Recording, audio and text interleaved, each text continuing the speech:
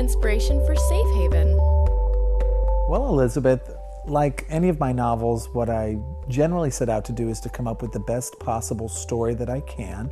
I do my best to keep some of the things in my novels the same so that you know a little bit about what to expect. For instance, in Safe Haven, there is a love story. It's set in a small town in North Carolina with hopefully what you find will be appealing characters.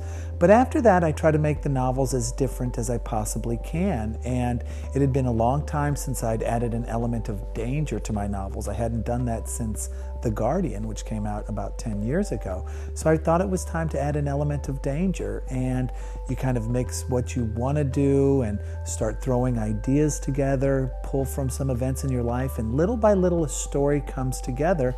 And in the end, you're left with a love story with an impending sense of growing danger. And that's what Safe Haven is all about. What is the one thing you would tell someone who wants to write a book for the first time? Hi, Casey. That's a good question.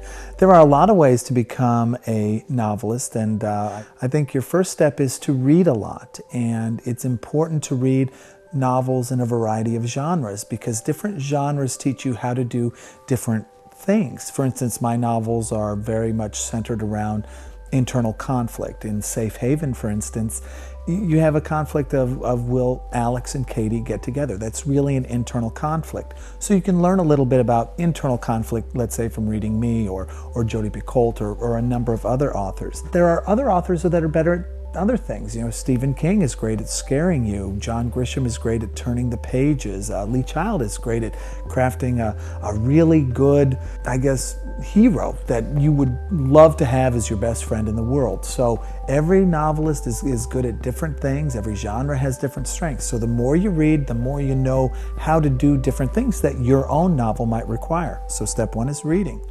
Step two would be, well, you have to write. The only way you can actually write a book is to sit down and put yourself in front of the computer or a pad of paper and start writing.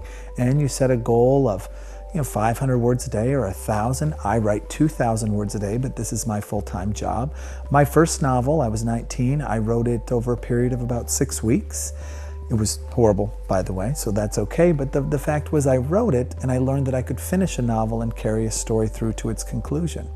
Finally, the third bit of advice would be to learn a little bit about the publishing world in general.